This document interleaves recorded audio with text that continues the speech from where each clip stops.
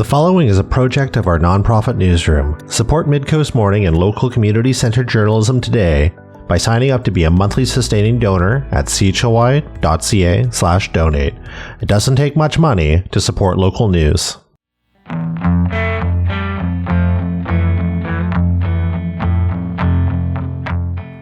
Hello and welcome to Midcoast Morning. I'm Joe Pugh. I'm delighted to be back behind the mic for the foreseeable future to bring you the stories making waves around the Salish Sea. In theory, building and fire codes exist to protect us. But what happens if someone's last resort for a place to spend the night doesn't meet the building code? That's a reality that Nanaimo City Council acknowledged this week. They approved a policy resolution telling staff not to enforce the building and fire codes when non-profit shelter operators were making reasonable efforts to address any issues. Today we'll explore what some of the issues shelter operators may be facing are and try to understand the solutions. Let's get right into it. Here's City of Nanaimo Community Planning Manager Lisa Brinkman laying out the issue at Monday's City Council meeting. Overnight shelters and daytime warming and cooling spaces are critical to addressing the needs of the vulnerable unhoused people living in the city. However, there is a shortage of appropriate buildings in Nanaimo to provide overnight shelter and daytime extreme weather spaces. And nonprofit organizations that offer these services often do not have the financial means to update buildings to meet the BC Building Code and BC Fire Code requirements. And often timing is an issue as the community is responding to an emergency situation. This places the city in an awkward situation in which we wish to respond to this humanitarian crisis by finding places for the unhoused to sleep and be warm, and at the same time the city is compelled to enforce the BC Building Code and BC Fire Code, and not enforcing is a liability risk. So for this reason, staff are proposing a policy resolution to not enforce the BC Building Code and Fire Code, the Building Regulation Bylaw or Zoning Bylaw, during the time when a nonprofit emergency shelter operator or warming cooling center operator is demonstrating continued reasonable efforts to satisfy the requirements of the codes. It is also recommended to direct staff to communicate with the province on an ongoing basis regarding funding and code exceptions so that shelters and warming cooling centers continue to operate for the foreseeable future. If Council endorses the proposed policy, staff will continue to communicate the life safety requirements of the BC Building Code and BC Fire Code to the property owners and operators of shelters and warming cooling centers, such that they are aware of the risk and can make plans to address code requirements. One of the buildings impacted is Nanaimo's Unitarian Shelter. They've recently launched a fundraiser to gather $150,000, in part to bring the building up to code. Ron Wilson, chair of the Unitarian Fellowship's Shelter Committee, explains. Basically, the first thing to know is this building was built in 1947. A lot of the building was in code then, and the codes have changed since then. The basic is the kitchen. There is a electrical box in the kitchen that has to be moved, and it's a major electrical box. In an area that we use for storing food in freezers, and there are a couple of dryers in there that we use for doing the laundry from the showers and from the shelter itself. That section needs to have drywall put in to suppress fire from going from that area to any other area of the building. In order to do that, we have to change some of the electrical lines, which will mean that we have to change some other electrical boxes, etc. The flooring in the place, a certain section of the flooring that we use in this dining area, we believe it might be asbestos-based tile. We haven't had it tested as yet.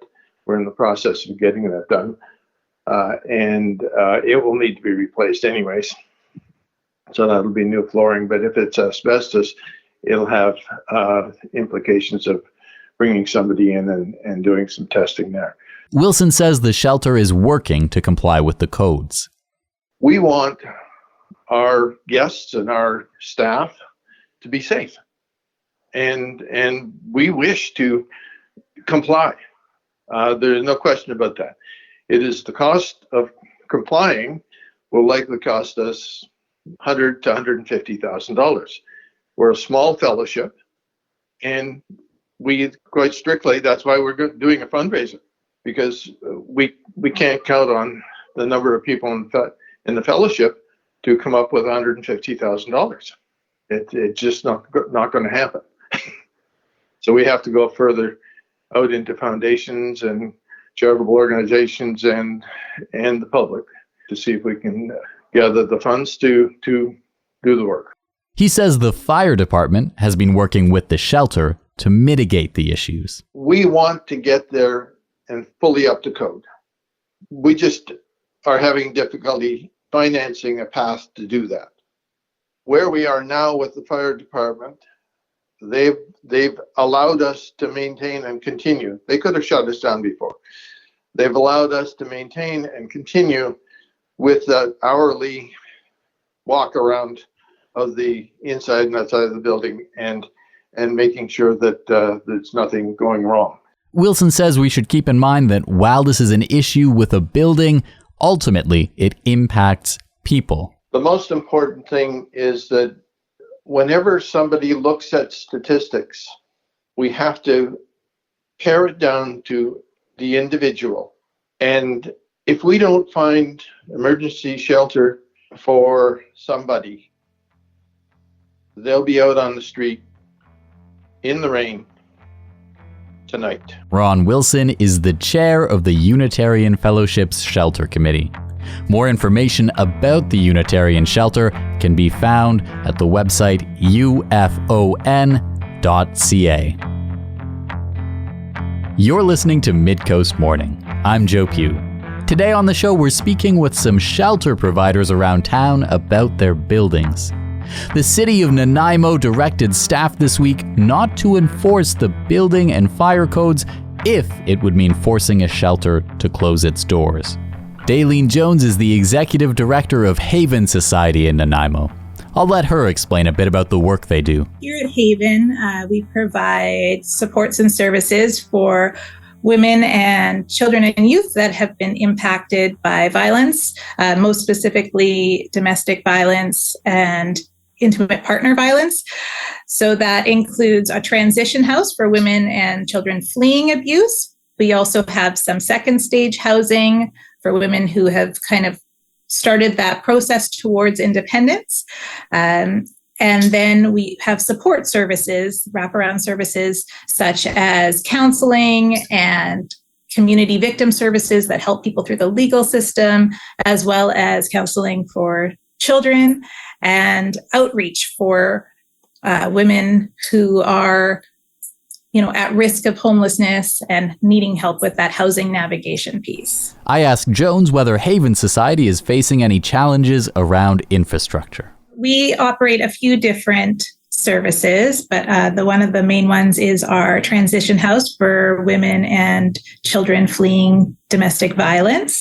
And that building is quite old. It was built in 1965. So as you can imagine, there are a lot of repairs and maintenance and upkeep that happen with a older building, and it's quite large. It's a 2-story building with about 10 rooms. So there are a lot of repairs needed and a lot that are needed in the near future, which really adds up with the expenses. And so how do repairs or renovations like that, how do they happen from the perspective of a nonprofit? So we're lucky in the fact that we are funded by BC Housing. So we can go to BC Housing and ask for assistance for some of these repairs. They do have a fund specifically for capital renewal funding. So we are eligible for that, and that makes us very fortunate. But there are a lot of repairs that are needed, and so not everything's going to get approved going through that process. There is some money built into our annual operating budget that does help with some of those repairs, so around $10,000 to $15,000 a year that we kind of budget. But for example, BC Housing also does an audit of the buildings and what repairs are expected. They did one in 2022 for our transition house, and in that audit, they prioritized what really needs to be fixed now. And in the next year, there's an estimated about $350,000 worth of repairs that need to be done in the next year. And out of those, about 100,000 are really high priority. We're also fortunate that the building is structurally sound. So these are things like plumbing and heating, electrical upgrades, things like that. So they're not necessarily safety related, but they are important because you need heat in the winter and you need hot water and things like that. So you mentioned there that in the budget, there's maybe $10,000 to $15,000 for this kind of infrastructure work. And then BC Housing does the audit and says you need $300,000 worth of repairs. And a third of that is critical stuff that needs to be done. Is it feasible that BC Housing and the program you mentioned could help out and just do that in a timely fashion? So there is a process to go through, and we're starting that process with some of these repairs. So we need to, get quotes and then submit them, and everything takes time. So we've been lucky that we've been able to cover some of the costs for repairs. Last year, we spent about $50,000 in repairs. So some of that came from donations and fundraising and grants, and some came from BC Housing. So it's ongoing for sure. And the older and larger your building is, the more it's going to cost and the more you need to plan. And so this resolution from City Council saying to staff, if enforcing the building and the fire code on a shelter or a warming center would mean forcing that place to close, does that have an actual, a concrete impact on you and your ability to keep open? Well, we have different resources than the Unitarian shelter does because we do qualify for that BC Housing renewal funding, and because we do have some money built into our budget. So if it came to that for us, we could go and ask for assistance, but I don't believe they have that option based on the fact that I think that's a privately owned shelter from my understanding, and they don't have the same operating agreements. So they may not have the same resources that I would maybe have here at Haven. But I think that I really admire that the city's trying to make sure that there are those resources available here, because we serve a specific demographic of women fleeing abuse. So there are other people that, can't use our shelter and can't use other transition houses or shelters that are in the area. And so a warming center or the emergency shelter, that's their only option. And if that were to close, then they would have no shelter at all. So I can understand why the city is trying to come up with some solutions to keep the doors open. I know not all cities have that. I know Parksville recently announced that they weren't planning to have an emergency cold weather shelter or a warming center this year. And I think that that's really going to be a detriment to vulnerable people in that location. What we're talking about today is infrastructure and buildings, but the reason that it's an important conversation is obviously because it has impacts on people. On top of what you just said there, from your perspective, from the work you do, can you speak to me about some of the impacts that this has on people in their day-to-day lives? Well, we're seeing increased homelessness for sure here in Nanaimo and across BC due to increased housing costs, lack of affordable rental housing, increased medical reasons that people aren't able to maybe successfully bring in the income they need to afford housing. And there's just a lack of housing and shelter in general. So I think having any infrastructure in place to help there to be shelter is really important for people because we're seeing a higher need. And so I would hate to see the shelters we do have to close because they can't afford to maintain their buildings. But I would hope that there would also be funding out there so that they could afford to maintain their building. And I don't know where all of their funding comes from, but I hope that people will help them in their capital campaign if they have one going, or that they will be successful in the grants they're applying for so that they can maintain safe shelter for our most vulnerable populations. Is there anything relating to this that we haven't discussed so far that you'd like to bring to the conversation today? I do think that we are seeing, even in our organization, an increased need for emergency shelter. Like I said, we don't fit the mandate for everyone who comes to request help here. It doesn't fit our mandate. So we like to be able to refer them other places, and we do refer them to the Unitarian shelter because their mandate is much more broad.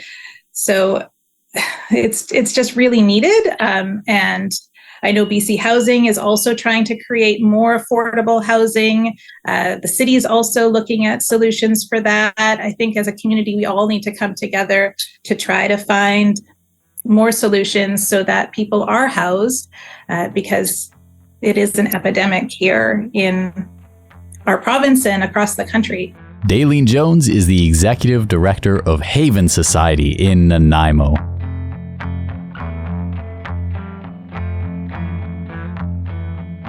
Midcoast Morning is made possible by the Community Radio Fund of Canada's Radio Meters program and listeners like you.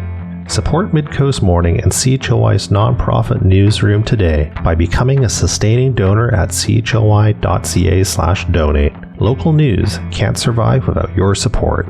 Another way to help us out is to share this show with your friends and tell them why they should support us. Finally, if you're listening to the podcast edition of Midcoast Morning, go and give us a positive review on Apple Podcasts or whatever podcast feed you use. It helps people find us. This week, Nanaimo City Council directed staff not to enforce the building and fire codes in cases that would force a shelter or a warming center to close their doors. With that in mind, today on the show we're talking to shelter operators about their buildings. I headed downtown to the Salvation Army's New Hope Center. My name is Bern Muller, and I'm the director at the Salvation Army New Hope Center in Nanaimo. Well, thank you very much for welcoming me into your space. You're actually undergoing some renovations. We've just taken a tour of the place. Can you tell me a bit about what's going on? It's actually a really exciting time for us. We have a building here that is over 130 years old, and I understand it is one of the original buildings the Salvation Army occupied in Canada. But when you put in 130 years, everybody deserves to retire, and that building has done its time. So we're taking that part of our building down, and we're going to replace that. That part of the building, it hosts a kitchen and a dining space, which we'll be able to use for cold weather support and warm weather. And we'll be able to work with clients coming directly into our building, accessing that part of the space. We also will be adding additional spaces above that kitchen, which will expand and extend the services we're able to offer to the city. Our residential side of the building is 4 stories high, and within those stories, we're able to offer direct support to people who are unhoused, and we're able to offer shelter beds, 24 shelter beds, 10 transitional shelter beds, and we're able to offer 19 residential spaces for people who are completing the terms of their parole. In all 3 of those situations, our goal is the same, which is to meet people in their need, to attempt to offer support and to alleviate the situation that they're in, to direct them to services with partners that may be available for them, and to help them to move forward in a place where they are healthy and well supported and able to move forward successfully as members of society. And so while the work is underway on replacing the old part of the building, what's the impact on your services? And maybe even if that spills out, what's the impact to Nanaimo? Well, the Salvation Army has always historically been a very resilient organization, and food services are an important part of what we provide to people who are experiencing homelessness. We were really concerned when we were needing to close the building for a period of time and to replace it during the building project. So we have moved to an off-site kitchen. We've leased commercial space where we can prepare food and continue to provide those supports. We work with community partners to be able to put out approximately 150 meals every morning. The meals are robust, so they provide a breakfast and pocket food, what we call pocket food. It's additional food in the package that the recipient can carry with them to help support them later in the day. We're also able then to continue to provide nutritious, calorie-dense meals to support people who are staying with us. And because our office space was also housed in the original building, we've had to condense the space that we occupy. We've moved our desks into very, very small space, and we're working together, but successfully and effectively to be able to carry out our ministry work. And what is the process like of trying to get what sounds like a major project going on your end as, like a nonprofit? Well, there's lots and lots of moving pieces. As always, the Salvation Army works in innovative partnerships. And so our work here in the city is well supported within the Salvation Army to connect with partners who are able to help us and to put together the various pieces to deliver supports to people on the ground who are in need in our city. And can you tell me a bit about maybe some of the impact and the demand you've seen for the services you offer here? Our facility, as I said, is able to provide meals and is able to provide shelter within the parameters that we have space, and so our building is regularly accessed to capacity. There is a lot of need in the city, and we're under no illusion that the Salvation Army is able to meet everybody's need. We are able to help the people who are housed here. We're able to help the people who come to our doors in need of food or in need of some comfort or in need of some fellowship and a listening ear. And we try to meet those human needs to the very best of our capacity. If in a city like Nanaimo, a space offering, say, 30 beds had to close or was experiencing some kind of infrastructure needs that made them close, like what would that mean in terms of how it affects people? Well, I think the obvious outcome would be that 30 people, if a facility that housed 30 people was to close, 30 more people would be unhoused. And, that's a real difficulty. We have a lot of need in the city, of course. All we can do here is try to support people to the very best of our capacity and within the constraints of what we have in terms of resources and in terms of shelter beds and in terms of comfort and human resources that we're able to provide. Is there anything else we haven't talked about that you think is important to bring to the conversation? We have some exciting building projects happening downtown on Nickel Street. The Salvation Army is also engaged in building and in program expansion in our site up on 8th Street. So there's a lot of really exciting planning, and it's a tremendous time to be involved with the Salvation Army. We're always very, very appreciative of community members who are able to help us and to support us and to work with us in the ministry work that we try to provide in this city. Well, Bern, thank you again for welcoming me into the space. It's been wonderful to be here. Thank you so much. Bern Muller is director of the Salvation Army's New Hope Center in Nanaimo. I also spoke with the City of Nanaimo's Director of Planning and Development, Jeremy Holm, who said long-term, this is an area where the province needs to help. Councils, I think, struck recognizing the city's role in ensuring public safety through the fire code and building code enforcement. Obviously, striking a balance between that and the city's resourcing limitations and nonprofits' resourcing limitations, for that matter. And the critical need to shelter vulnerable people in the community, especially during extreme weather events. So, we'll be we work with our provincial partners and looking to not only the regulatory branches of the provincial government that can help address some of the, what are clear gaps, in addressing this issue in communities appropriately through guidance through the regulations that apply, and also through the funding partners at the province. BC Housing, for instance, is behind the province through BC Housing is obviously a funder of many of these facilities, and obviously they understand the critical need to keep these operating in the community. Longer term, I think obviously dedicated shelter space along with other services being available in a I'm going to say purpose built, but a dedicated facility or multiple facilities likely would obviously be one longer term solution. That's something that's going to require some effort and investment beyond beyond the city's capacity to address. But we'll be working with our provincial partners and nonprofit providers on some of those items as well. I also reached out to BC Housing to discuss the issue, but didn't hear back ahead of our deadline. That's our story for the day. Thank you for joining me. I'm Joe Pugh, host and producer of Midcoast Morning. Jesse Woodward is our executive producer, and Arby Frew is our technical advisor. You can sign up for CHLY's newsletter at chly.ca, subscribe for updates from our nonprofit newsroom, and more.